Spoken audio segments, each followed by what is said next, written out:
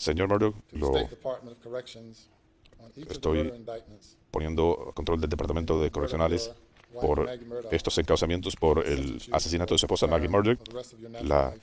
sentencia es cadena For the murder of perpetua Paul y Murdoch, por el homicidio de Paul Murdoch, whom you probably loved so much, a quien usted probablemente amó tanto, sentence you to prison lo for murdering him condenó a for prisión the rest of por your natural life. su Those asesinato sentences por el will resto run de su vida consecutively natural. Las under the sentencias statute involving se possession cumplirán of a weapon de manera and violent consecutiva. crime. La Corte Suprema de Carolina del Sur acaba de dictar una resolución anulando la condena de Murdoch y devolviendo el caso para nuevos procedimientos en un nuevo juicio. Imaginen una tierra donde un solo apellido es la ley. En un rincón de Carolina del Sur, en donde por casi 100 años, si necesitabas justicia o querías evitarla, tenías que pasar por ellos. Los Murdoch, una dinastía de fiscales y abogados que construyó un imperio sobre el pantano de Low Country. Pero hace 5 años, específicamente el 7 de junio del año 2021, a las 10 de la noche, ese imperio comenzó a desmoronarse.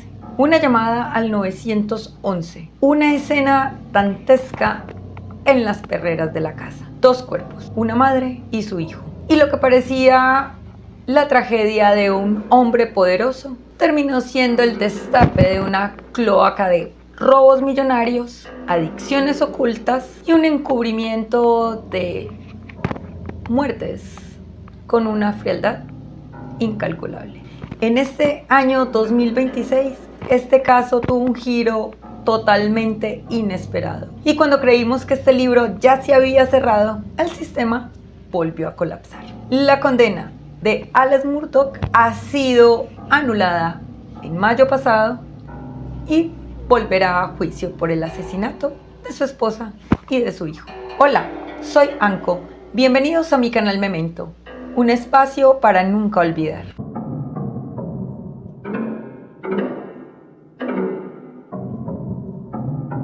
En este mes de junio se cumplen 5 años de los crímenes que conmocionaron a Moselle. Una tragedia familiar que terminó por desenterrar la oscura carrera criminal de la dinastía Murdoch. Sin embargo, hoy, en pleno 2026, su culpabilidad se vuelve a poner en tela de juicio, tras la reciente anulación de la condena por asesinato. Hoy con ustedes, el caso de Richard Alexander Murdoch.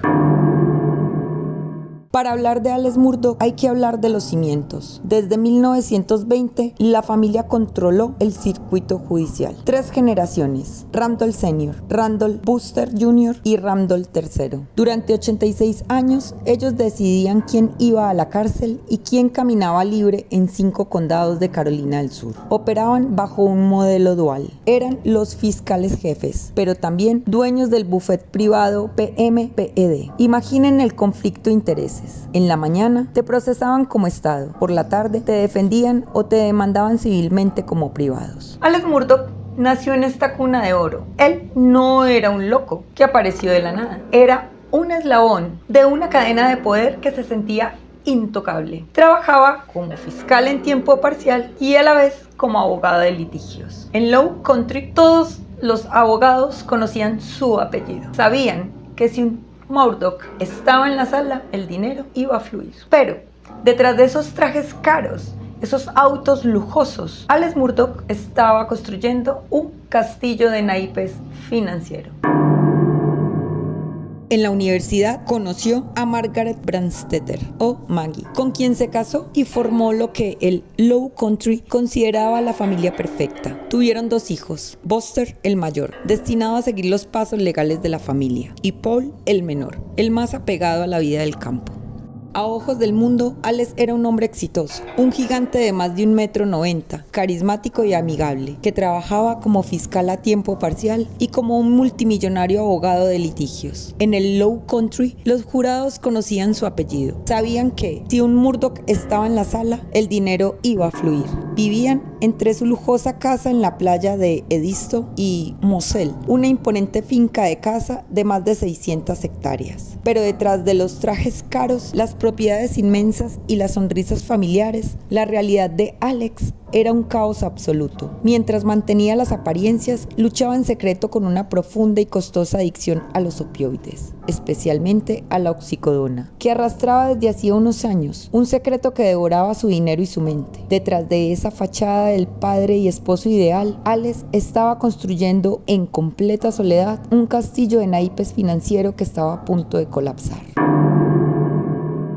Margaret, o Maggie Murdock, tenía 52 años y era mucho más que la esposa de un abogado influyente. Quienes la conocían la describen como una madre profundamente devota. Era quien mantenía a la familia unida. Maggie se encargaba de supervisar las propiedades, organizar eventos benéficos y mantener la fachada de perfección que la dinastía exigía. Sin embargo, detrás de las fotos perfectas de Facebook, Maggie vivía en una jaula de oro. En los últimos meses, su matrimonio con Alex estaba en una crisis profunda. Se dice que Maggie había comenzado a notar movimientos extraños de dinero y el comportamiento errático de su esposo debido a las drogas. El distanciamiento era tal que en el verano del 2021 ella prefería pasar tiempo sola en su casa de la playa en Edis. La noche del 7 de junio, Maggie no quería ir a Moselle. Fue Alex quien le insistió para que fuera a visitar a su suegro enfermo. Maggie viajó presintiendo que algo andaba mal. Incluso le envió un mensaje de texto a una amiga diciendo que Alex estaba actuando de forma extraña y sospechosa. Ella no iba a un reencuentro amoroso, iba a un escenario de tensión.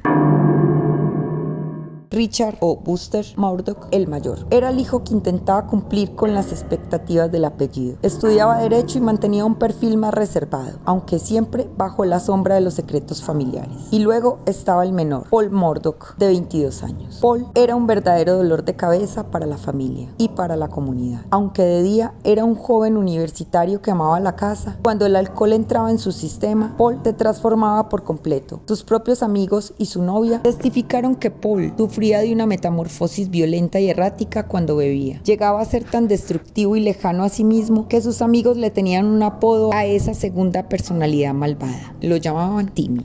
Entonces, cuando Timmy aparecía, la empatía desaparecía. Y fue justamente Timmy quien en la noche de febrero del 2019 ignoró los ruegos de sus amigos, aceleró el bote en total oscuridad y finalmente provocó el accidente donde falleció Mallory Beach. Paul no era un monstruo de nacimiento, por el contrario, era un joven profundamente consentido en un sistema que le perdonaba todo. Un chico atrapado en una alteridad violenta que terminó por desencadenar la caída de su propio imperio. La impunidad tiene fecha de vencimiento, pero en el caso de Alex Murdock, esta fecha no llegó de forma natural. Tuvo que ocurrir una masacre familiar para que el pasado, que Alex creía haber enterrado bajo capas de poder y silencio, emergiera con una fuerza imparable. Fue solo tras los disparos en Moselle que los nombres de quienes ya no estaban empezaron a resonar de nuevo en los pasillos de la justicia.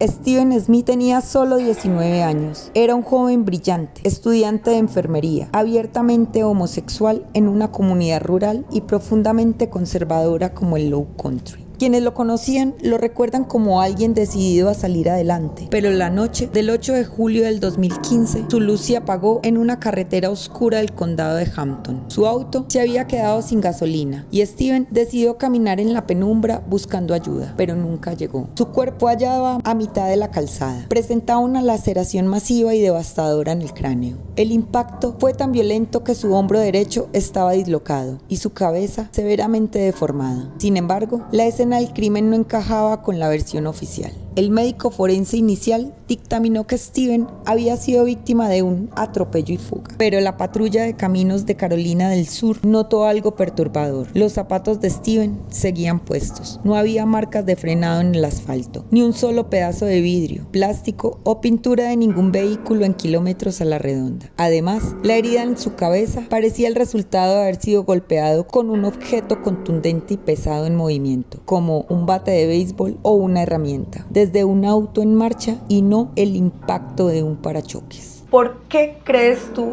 que una muerte tan sospechosa se clasificó tan rápido como accidental? Es aquí donde el apellido Murdock toma fuerza y entra en escena de manera muy siniestra. Steven había sido compañero de Buster Murdock, el hijo mayor de Alex. En un pueblo pequeño, los rumores corren muy rápido. Y en los días posteriores al crimen, los investigadores policiales recibieron decenas de pistas anónimas que señalaban directamente a Buster y a un grupo adinerado de la zona. Se decía que Steven y Buster tenían una relación secreta, algo un poco más que cercano y delicado para el estatus de la dinastía Murdoch. Pero el vínculo no solo fue un rumor. En los propios diarios de investigación en el año 2015, los Murdoch aparecieron más de 9 veces. Pero lo más escandaloso es que se reportó que apenas unas horas después del cuerpo haber sido encontrado, cuando ni siquiera la familia Smith había procesado la tragedia, Randy Murdoch, el hermano de Alec, llamó personalmente al padre de Steven para ofrecerle sus servicios legales y así poderle ayudar en el caso. Esto fue una maniobra que posteriormente la familia Smith interpretó como un intento temprano de poder controlar la narrativa e infiltrarse en la investigación para que nadie hurgara demasiado. El caso fue archivado y cubierto por el polvo de la impunidad durante 6 largos años. El poder de los Murdoch logró que el nombre de Steven Smith fuera silenciado. Tuvieron que ocurrir los brutales asesinatos de Maggie y Paul en 2021 para que, durante el registro de los teléfonos y computadoras de la familia en Moselle, la división estatal SLED encontrara información y evidencia relevante que los obligó a reabrir el caso de Steven de inmediato. En marzo de 2023, tras una incansable lucha de su madre, Sandy Smith, el cuerpo de Steven fue exhumado para una segunda autopsia independiente, la cual confirmó médicamente lo que la corrupción intentó tapar. Steven Smith no fue atropellado, Steven fue asesinado. Gloria Satterfield tenía 57 años cuando su vida se truncó en la finca de Moselle. No era una empleada cualquiera. Gloria había sido el ama de llaves y la niñera de los Murdoch durante más de 2 décadas. Ella fue quien vio crecer a Buster y a Paul, quien limpiaba sus heridas, quien cocinaba sus comidas y quien mantenía el orden en el caos de esa casa. Sus propios hijos la recuerdan como una mujer humilde, increíblemente trabajadora, profundamente religiosa y cuya vida entera giraba en torno a su servicio. Para Paul y Buster, ella era prácticamente una segunda madre. Por eso, lo que ocurrió con ella después de su muerte era una herida que todavía sangra en Low Country. La mañana del 2 de febrero de 2018, se reportó un accidente en la casa principal de Moselle. Según la versión que Alex Murdoch dio a las autoridades y a la familia de Gloria, ella se había tropezado con los perros de la familia, unos perros de caza de raza retriever, en las escaleras que daban a la entrada de la casa, lo que provocó que cayera de espaldas, golpeándose severamente la cabeza. Gloria quedó inconsciente, sangrando por el oído y con múltiples costillas rotas. Tras pasar semanas en este estado crítico en el hospital, luchando por su vida, Gloria falleció el 26 de febrero debido a las complicaciones del traumatismo cráneoencefálico. Aquí es donde las investigaciones posteriores, iniciadas tras las masacres del 2021, empezaron a revelar inconsistencias. Primero, el forense del condado no fue notificado por la muerte de Gloria y tampoco se le practicó la autopsia en su momento, algo que en Carolina del Sur es obligatorio por ley en una muerte accidental. Segundo, nunca quedó claro en las investigaciones si había alguien más en la casa en el momento del accidente de Gloria. Lo que sí se supo es que en los últimos momentos de lucidez que tuvo Gloria, logró decirle a los funcionarios de la ambulancia que no podía recordar qué era lo que la había hecho caer. Y esto sembró una duda. ¿Realmente se tropezó con los perros? ¿O había alguien más en las escaleras con ella? ¿Tú qué crees? Te leo abajo en la caja de comentarios. Al revisar los expedientes médicos del hospital, las pruebas del daño físico eran brutales. Gloria sufrió una laceración masiva en la cabeza con traumatismo cráneoencefálico severo, múltiples fracturas de costillas y una contusión pulmonar. Semanas después, la presión interna de su cerebro le provocó un derrame cerebral irreversible que terminó por apagar su cuerpo. A pesar de esta violencia clínica, la influencia de la dinastía logró algo insólito. El certificado de defunción oficial de Gloria fue catalogado bajo la causa de muerte natural, una contradicción médica absoluta que el forense del condado calificó años después como totalmente impropia e ilegal. Alex se acercó a los hijos de Gloria, Michael y Brian, dos jóvenes humildes, uno de ellos con necesidades especiales. Con una falsa empatía, Alex les dijo: esto fue mi culpa, mis perros causaron la caída. Voy a ayudarlos a demandar mi propio seguro de responsabilidad civil para que ustedes queden asegurados de por vida. Los jóvenes, que veían a Alex como un protector y una figura paterna, confiaron ciegamente. Alex los llevó con un abogado amigo suyo, Cory Fleming, y un banquero de confianza, Russell Lafitay. Les prometió que ellos se encargarían de todo. El seguro aprobó una liquidación histórica de $4.3 millones destinados a los hijos de Gloria para cubrir sus gastos y su futuro. Ahora, ¿saben cuánto dinero recibieron los hijos de Gloria? Ni un solo centavo. Resulta que Alex Murdaugh, utilizando una cuenta bancaria ficticia que bautizó cínicamente con el nombre de Forge, falsificó documentos e instruyó a sus cómplices para desviar todo el dinero a sus cuentas personales. Y con los millones que debería ir a la cuenta de los hijos de la señora Gloria, Alex logró pagar algunas deudas, darse lujos costosos y, sobre todo, costear su adicción a la oxicodona. Los hijos de Gloria se enteraron de la existencia de ese dinero en septiembre de 2021 a través de los medios de comunicación, cuando el bufete de Alex lo expulsó por robo tras el escándalo de las perreras. La mujer que les dio la vida y su lealtad fue utilizada por Alex, aún después de muerta, como un objeto para financiar su avaricia. En marzo de 2023, las autoridades estatales ordenaron la exhumación del cuerpo de Gloria para realizar la autopsia que la corrupción evitó en 2018. El objetivo actual de los peritos es analizar las marcas óseas ocultas para determinar si el patrón de las fracturas corresponde realmente a una caída accidental o a un empujón intencional. Sin embargo, en este 2026, los resultados finales se mantienen bajo estricto secreto de sumario debido a que la investigación criminal por homicidio sigue abierta. Mallory Beach tenía solo 19 años. Quienes la conocieron la recuerdan como una joven llena de luz, compasiva, con un amor inmenso por los animales. Trabajaba en una tienda de ropa local y estaba profundamente unida a sus padres y a su novio, Anthony Cook. Mallory era el tipo de persona que ponía a los demás primero. Su futuro era brillante, pero su camino se cruzó con la imprudencia y el privilegio de los Murdaugh la noche del 23 de febrero del 2019. Ese fin de semana, Mallory, su novio Anthony y otras dos parejas de amigos, donde se incluía a Paul Murdaugh y entonces su novia, planearon una reunión. El plan era asistir a una fiesta en una isla y moverse utilizando el bote de pesca de Alex Murdaugh. El gran problema comenzó cuando Paul, empeñado en beber grandes cantidades de alcohol a pesar de ser menor de edad, utilizó la tarjeta de crédito de su madre Maggie y la identificación de su hermano mayor Foster para comprar galones de cerveza y licor en una tienda de conveniencia. Nadie regulaba a Paul. El apellido Murdaugh le daba vía libre. A medida que iba avanzando la noche,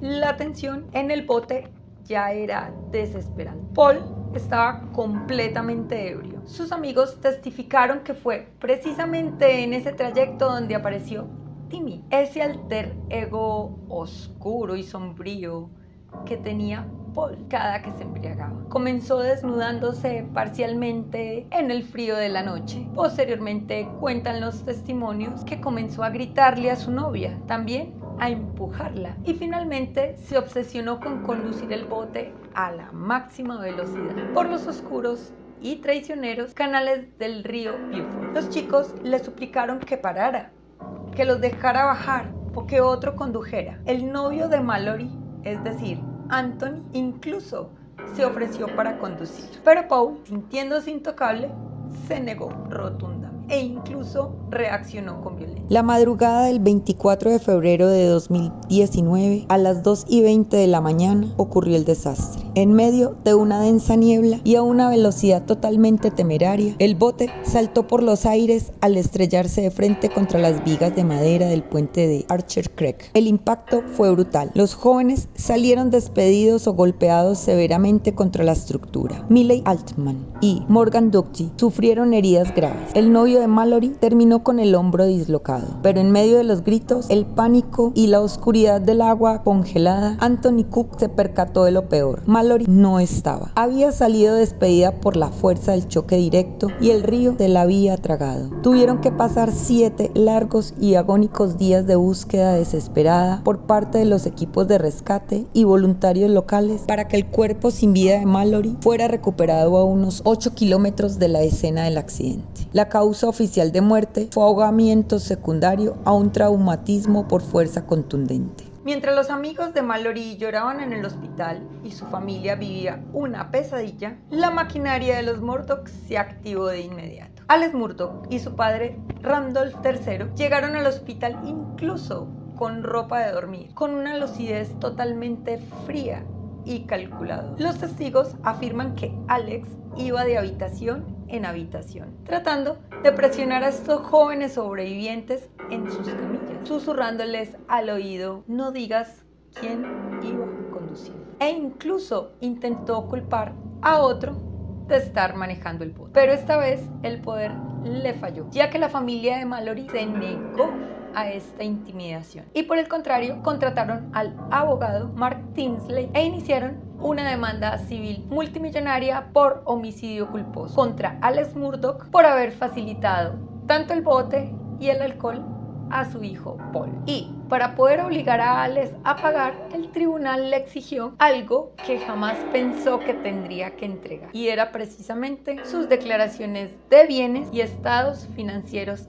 auditados. Esa demanda civil iba a revelar que Alex estaba en la quiebra absoluta y llevaba 15 años robando a sus clientes. La fecha límite para entregar esos documentos financieros que lo destruirían públicamente era, trágicamente, el 10 de junio del 2021, 3 días antes de que se cumpliera el plazo. El 7 de junio, Maggie y Paul fueron ejecutados en las perreras. La muerte de Mallory Beach acorraló tanto a Alex que el muro de la dinastía se derrumbó sobre su propia familia.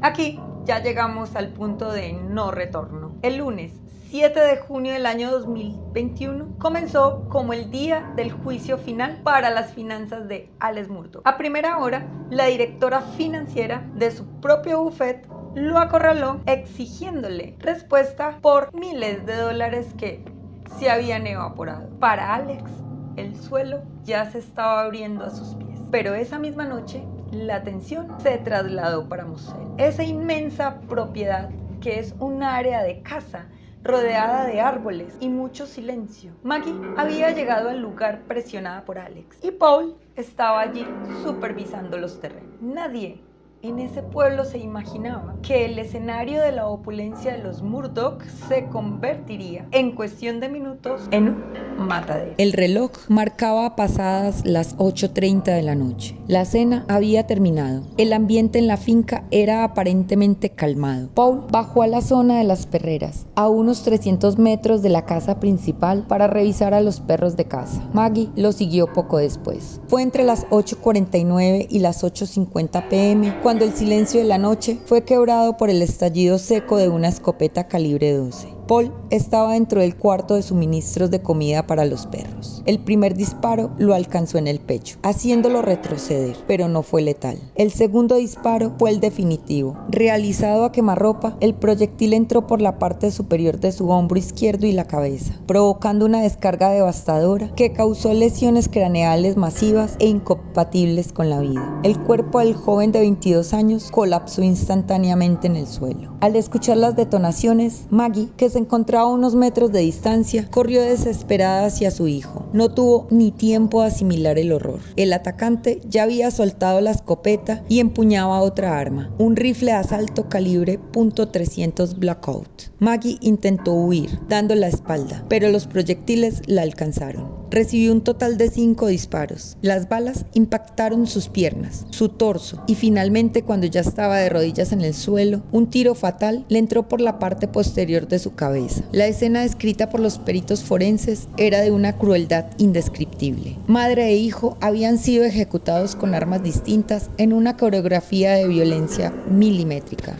A las 10:06 de la noche, la operadora del 911 recibió una llamada que cambiaría la historia de Carolina del Sur. Era Alex Murdoch. Su voz sonaba descontrolada, histérica. Alex se hiperventilaba mientras gritaba. Le aseguró a la policía que había acabado de llegar de visitar a su madre y que al llegar se había topado con esta carnicería. La policía llegó a una escena que, desde el primer minuto, se veían las inconsistencias. A pesar del salvajismo de los ataques, con fluidos y sangre esparcidos por doquier, Alex Murdaugh estaba impecable. No había manchas significativas en su ropa ni en sus manos, a pesar de que juró haber tocado los cuerpos para tomarles el pulso. La investigación inicial de SLED fue caótica. La defensa de Alex no tardaría en destrozar los protocolos de esa noche. La escena del crimen no fue protegida adecuadamente. La lluvia de la madrugada contaminó el terreno y se permitió que decenas de familiares y amigos de Alex caminaran libremente por la propiedad antes de que los peritos forenses terminaran de recolectar la evidencia física. No se encontraron las armas del crimen. No había ropa ensangrentada. Parecía el crimen perfecto ejecutado por unos supuestos vengadores del accidente del bote de Mallory Beach. Alex pensó que su llanto y el caos de la policía civil bastaría para cerrar el caso. Lo que él no sabía es que el fantasma de su hijo menor ya había dejado una trampa digital de la que jamás podría escapar.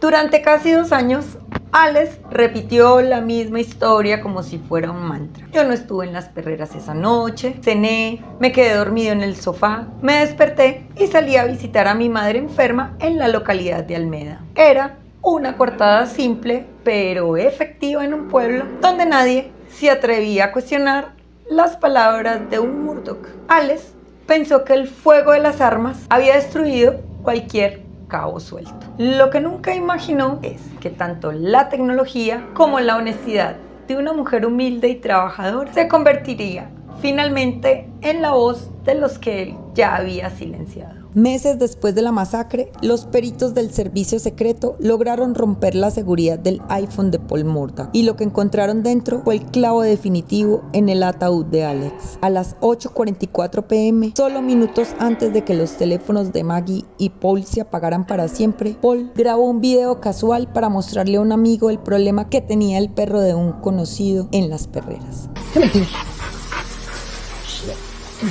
Post it. Get. Hey, he's got a bird in his mouth.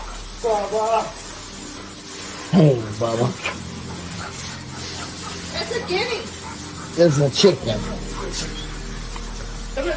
El video dura apenas unos segundos, pero el audio de fondo es demoledor. Se escucha claramente 3 voces discutiendo por un pájaro que el perro traía en el hocico. La voz de Paul, la de Maggie y de forma inconfundible la de Alex Murdaugh. La coartada perfecta se desintegró en televisión nacional. Alex estuvo allí con las víctimas en el minuto exacto del crimen. La fiscalía guardaba un as bajo la manga que expuso la fría manipulación de Alex. El testimonio de Michelle Shelley Smith era la enfermera encargada de cuidar a la madre de Alex, una anciana con un estado de demencia muy avanzado. Bajo juramento y entre lágrimas, Shelley destrozó el intento de Alex de usar a su madre como un escudo humano. Testificó que la noche de los crímenes, Alex sí llegó a la casa, pero solo se quedó entre 15 y 20 minutos. Sin embargo, la verdadera alarma se encendió días después. Durante el funeral del patriarca de la familia, Alex se le acercó a Shelley, la tomó fuertemente de las manos, la miró a los ojos y le dijo en un tono intimidante: yo estuve aquí unos 30 o 40 minutos esa noche, ¿verdad?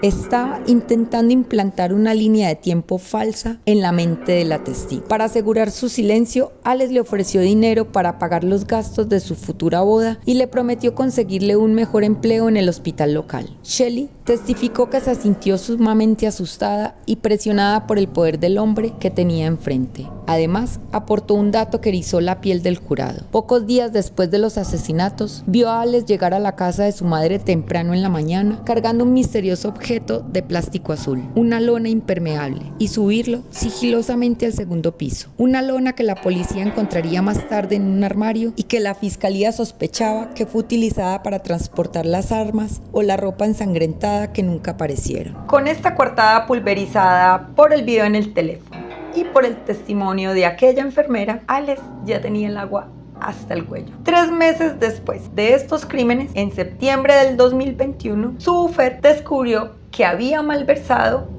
miles de dólares y su expulsión pública ya era irreversible. acorralado y con su mente bajo la presión de la abstinencia y la desesperación, ideó un plan que parecía sacada de una película de bajo presupuesto, un autoatentado. El 4 de septiembre de 2021, Alex llamó histérico al 911 desde una carretera solitaria. Aseguró que se había detenido porque se le había pinchado un neumático y que un buen samaritano paró supuestamente para ayudarlo, pero en lugar de eso, le disparó directo a la cabeza y huyó. El engaño no duró ni 48 horas. Cuando los investigadores de SLED revisaron la camioneta, descubrieron que los neumáticos estaban intactos. Alex mismo le había sacado el aire a la válvula para fingir la escena. Acorralado por las inconsistencias, tuvo que confesar la bizarra verdad. No había ningún extraño. Alex había contratado a Curtis o Eddie Smith, un antiguo cliente y su proveedor habitual de oxicodona. Le entregó un arma y le ordenó que le disparara en la cabeza en esa carretera para que su muerte pareciera un asesinato en cumplimiento del deber. El motivo, que su único hijo sobreviviente, Buster, pudiera cobrar una póliza de seguro de vida de $10 millones. Eddie Smith falló el tiro, dejando a Alex con un simple raspón en el cráneo y un boleto directo a la cárcel por fraude al seguro. Este autoatentado es la radiografía perfecta de cómo operaba Alex Murdaugh, un hombre capaz de simular tramas sangrientas, arrastrar a sus propios amigos al crimen y manipular trabajadoras honestas y usar la violencia con tal de desviar la atención de sus millonarias estafas. En 2023, el mundo puso sus ojos en Walterboro. Vimos a un Alex Murdaugh demacrado, admitiendo ante el jurado: sí, les mentí sobre las perreras. Fue la paranoia de las drogas. Intentó humanizarse a través de su adicción a la oxicodona, pero el fiscal Creighton Waters fue implacable. El motivo: Alex necesitaba una distracción, un evento tan trágico que detuviera las investigaciones financieras y le diera tiempo. El 2 de marzo de 2023, tras solo 3 horas de deliberación, el jurado lo declaró culpable. 2 cadenas perpetuas. Parecía el final de la dinastía. Pero la realidad siempre va a superar la ficción. En mayo de 2026, la Corte Suprema de Carolina del Sur dejó el país en shock. El juicio de Alex Murdaugh se anula. ¿Y por qué? Por una mujer llamada Becky Hill, quien era la secretaria del tribunal. Resulta que ella estaba escribiendo un libro sobre el caso de los Murdaugh y, en búsqueda de fama, presionó a los jurados. Les decía que no se dejaran engañar por Alex y que lo miraran con mucha sospecha. La Corte dictaminó que el derecho a un jurado imparcial fue violado. No importa cuál culpable parezca Alex ante la opinión pública. Si el proceso está manchado por un funcionario judicial, la justicia no es legítima. Ahora nos enfrentamos a un nuevo juicio en un entorno donde todo el mundo ya tiene una opinión formada. Hoy, Alex Murdaugh sigue en prisión por los crímenes financieros, donde robó casi $10 millones. Pero el caso de asesinato vuelve a quedar por los aires. Este caso entonces nos enseña que a veces la gente se viste de gala, tiene apellidos ilustres y se sienta en los tribunales. Alex no es un monstruo, es el resultado de un sistema que permitió que un hombre se sintiera Dios por demasiado tiempo. Maggie y Paul Murdaugh, Steven Smith, Gloria Satterfield y Mallory Beach. Detrás de la red de mentiras de Alex hay nombres, hay familias y hay una búsqueda de justicia que aún no termina. En las escenas del crimen casi nadie habla de ellos, pero los animales también son víctimas. Esa noche, Bubba, Cash y los demás perros de la finca no solo presenciaron el horror, también perdieron a su familia y de golpe se quedaron sin hogar. Ellos sintieron la ausencia. Por fortuna, Bubba fue adoptado y los demás reubicados en hogares dignos donde hoy reciben el amor que les arrebataron. Gracias por llegar hasta aquí y ayudarme a seguir haciendo memoria por las víctimas. Te agradezco te suscribas, le des clic a la campanita para más notificaciones y darle un like a mi contenido si te gustó.